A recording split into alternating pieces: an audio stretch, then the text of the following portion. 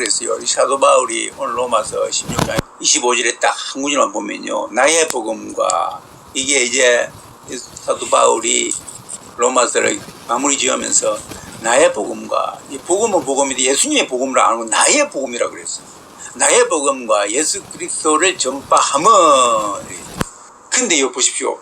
사도 바울의 복음은요 예수님의 복음과 똑같습니다. 예수님 자체가 복음이거든요. 예수님이 전파했던 그 복음, 사도 바울의 이 복음은요 12사도들의 복음과 똑같습니다. 그리고 이 사도 바울의 복음은요 선지자들이 앞서 전했던 그 말씀과 똑같습니다. 할렐루야, 똑같습니다. 자, 이 사도 바울이 변화되었습니다. 하나님의 영으로요 변화되었기 때문에 한 라인 형성이 되는 거죠. 변화되었기 때문에 이 사도 바울은 12사도들과 같이 모여가지고 맨날 성경 공부하고 그런 거 없었어요. 잠깐 만남이 있었지만은요 사도 바울은 바울의 길을 걸어갔던 겁니다.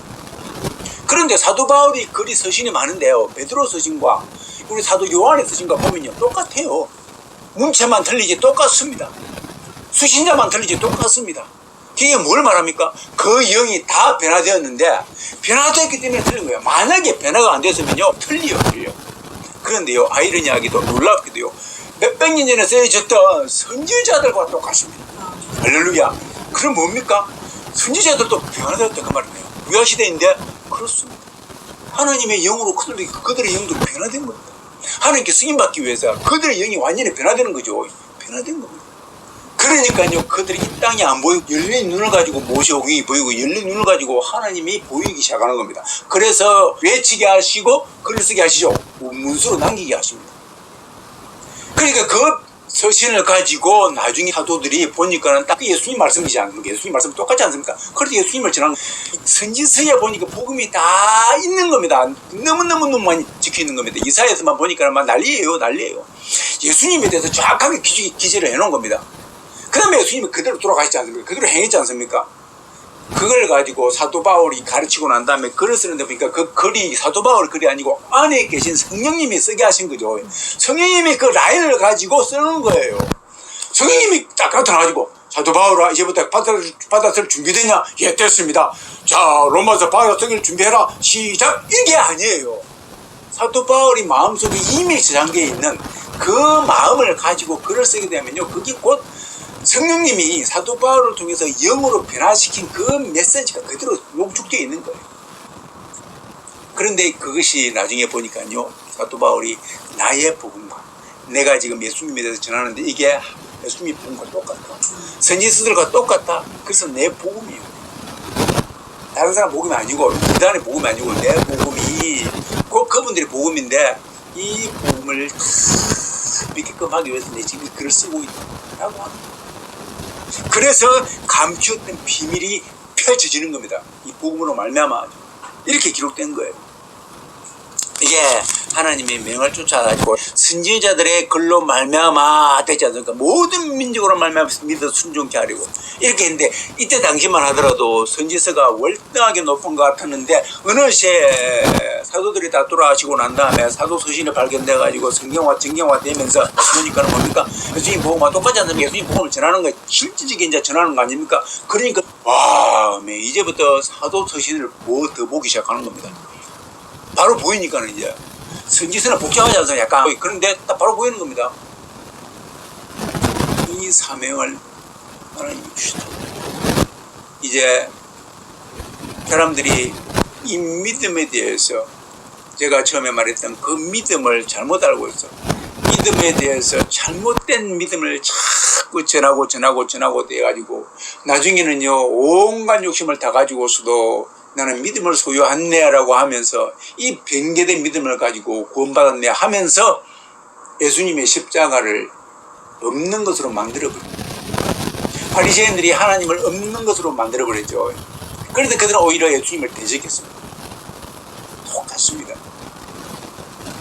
지금은요 성령님을요 없는 것으로 만들어버려요. 예수님의 피가 우리를 변화시켜야 되는 거예요. 그거는 윤리적인 변화가 아닙니다. 윤리적인 변화는 한계가 있는 거예요. 내 영이 완전히 뒤바뀌는 겁니다.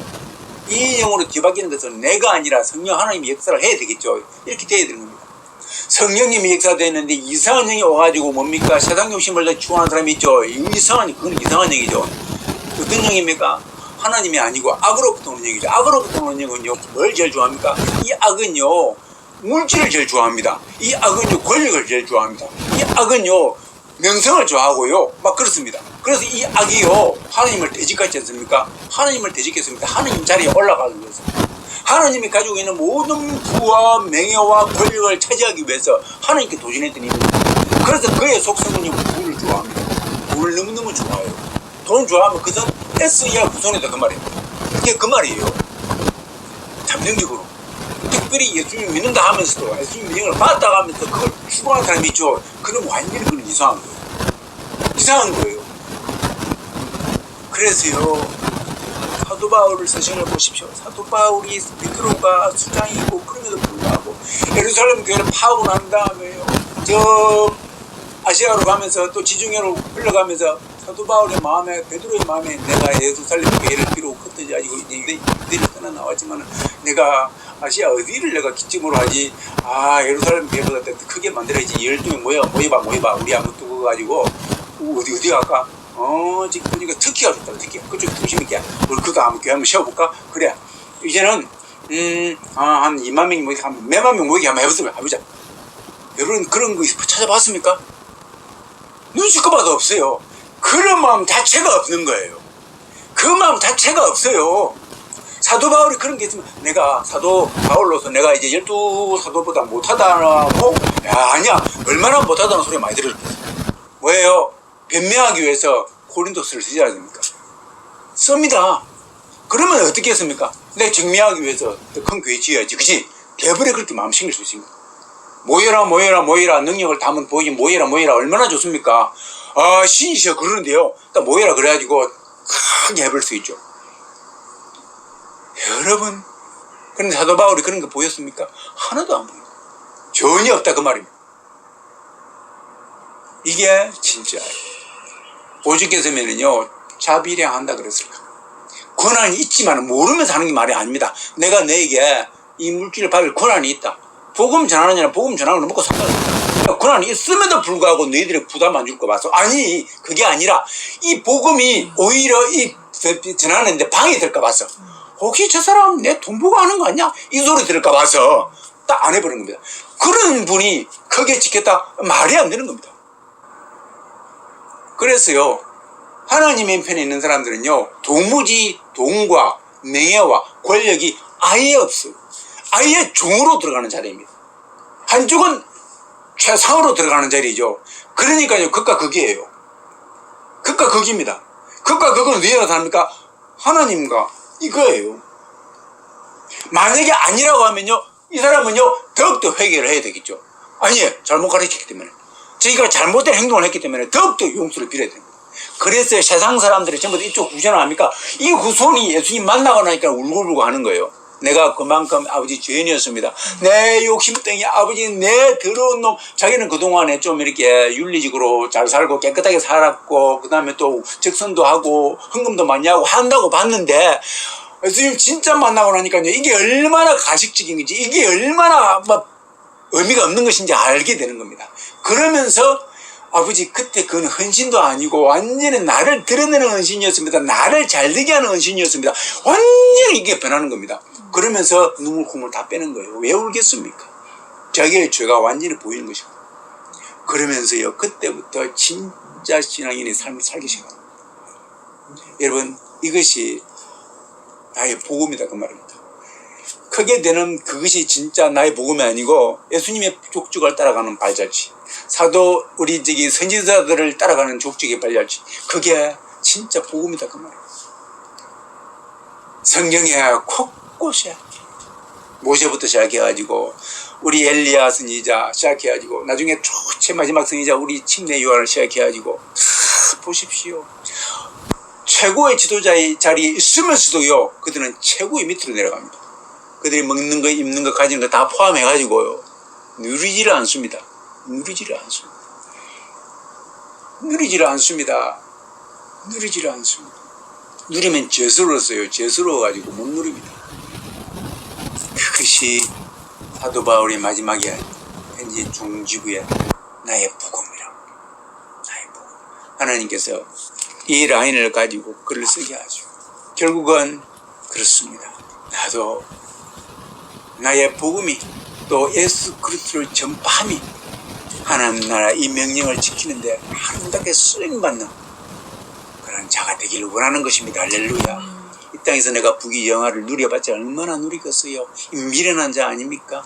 미련한 저와 여러분 모두가 나의 복음이라는 것이 간증이 되어서 이 나의 복음이 수많은 사람들에게 영향을 끼치게 되는 그러한 진짜 복음을 소유한 자들이 되기를 주님으로 축원드립니다. 하나님 아버지 감사합니다. 우리에게 아버지 하나님 귀한 복음을 주셨습니다. 내가 먼저 아버지의 복음을 받았습니다. 아버지 하나님 베드로의 복음을 받았고 바울의 복음을 받았습니다. 그런데 보니까 그것이 예수님이었습니다. 그런데 아버지 하나님 이전에게 복음을 허락하셔서 나의 복음이라는 간증이 나올 수 있게 하십니다. 할렐루야 감사합니다. 이 나의 복음이 곧 아버지 하나님 예수님을 드러내는 것이며 예수님을 전파하는 것이며 참된 예수님이 아버지 증명되어지는 것입니다. 이 복음으로 말미암아서 죽어가는 영혼들이 아버지 하나님 살아나는 놀라운 역사가 사도 바울의 글을 통해서 죽어가는 영이 살아난 것처럼 저희들이 아버지 하나님 이 글로 말미암아서 죽어가는 영혼들의 살아나는 놀라운 역사가 있게 하여 주시기를 기도합니다. 마지막 때입니다. 정말 심히 임박한 마지막 때입니다. 이 마지막 때에 아버지 하나님 하나님의 죽어가는 영혼들이 저기저기에서 살아나는 은혜로운 역사가 기적의 역사가 있게 하여 주시기를 기도합니다. 감사하고 귀하신 예수님 이름으로 축복하고 기도하였습니다. 아멘.